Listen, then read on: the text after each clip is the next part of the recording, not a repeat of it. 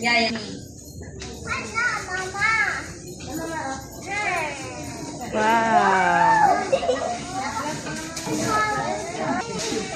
Yung lagyan nyo.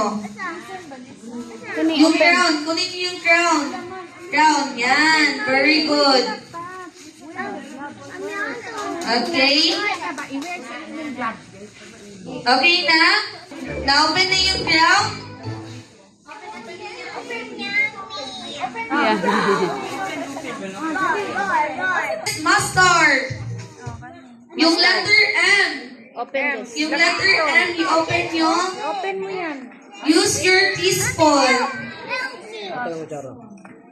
Open yung letter M.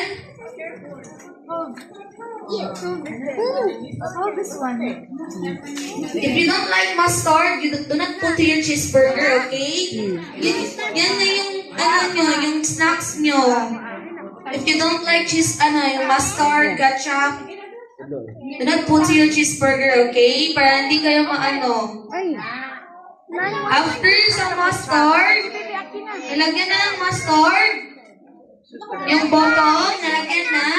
Ulak ba? Oh. Lagay dito. Oo. Huwag nyo na lang lagyan ng cheeseburger pag hindi nyo gusto yung mustard. Okay, okay na yung mustard. Nalagay na. Okay, the next. Okay. Ketchup na naman. If you don't like ketchup, huwag nyo na lang ilagay sa cheeseburger. Yan yung kakainin nyo later. Yes. No, doon pa din natin. Yan. Sa bottom nyo lang ilagay yung ketchup tsaka yung mustard. Yan pa another ketchup.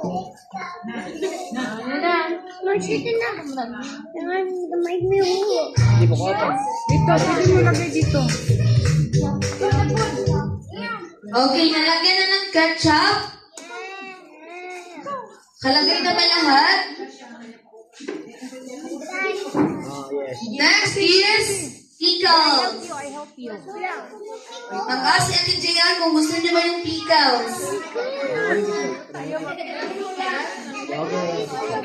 If you don't like pickles, huwag niyo na ilagay sa cheeseburger. Spread.